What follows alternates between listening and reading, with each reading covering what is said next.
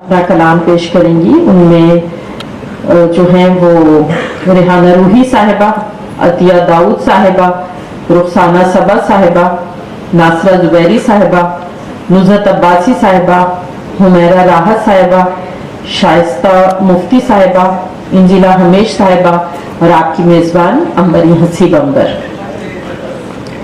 आप जानते हैं कि ये चौथी उर्दू कॉन्फ्रेंस है जो arts council of Pakistan Karachi के ज़ेर एहतमाम मुनक्किद की गई है। इसमें मुख्तलिफ सेशंस हो रहे हैं जिसमें ख़वातीन आकर अपने गुफ्तगू से ये एहसास दिला रही हैं कि औरत एक जीता जागता वजूद है, उसके मसाइल भी हैं लेकिन वो उन मसाइल के खिलाफ आवाज़ भी उठा रही है और उनका हल भी चाहती है।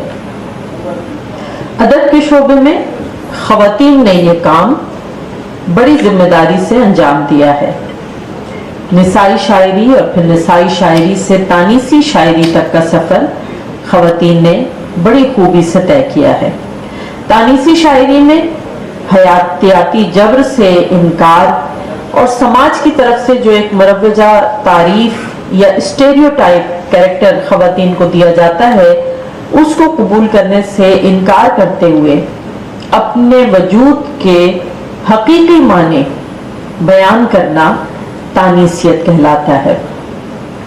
हमारी शायरात ने निहायत शऊर के साथ अपने इस किरदार को अदा किया है और हमें इंतजार हुसैन साहब का जुमला याद आता है जो उन्होंने हमारे इंटरव्यू में कहा था कि इस वक्त अदब में कोई दूसरी तहरीक नहीं चल रही सिवाय फेमिनिज्म के, यानी ख़वातीन अपने हुकूक से दस्तबरदार होने को तैयार नहीं, क्योंकि वो जानती हैं कि अगर लिखने वाली ख़वातीन खामोश हो गईं और उन्होंने औरत का इजहार करना बंद कर दिया तो ये एक बहुत बड़ी ज़्यादती औरत के साथ होगी। इसलिए कि ख़वातीन को हुकूक की आगाही दिलाने में और फिर उन हुकूक के हुसूल का रास्ता दिखाने में अदब की जो तख्लीक़ात हैं उनका एक बड़ा अहम किरदार रहा है।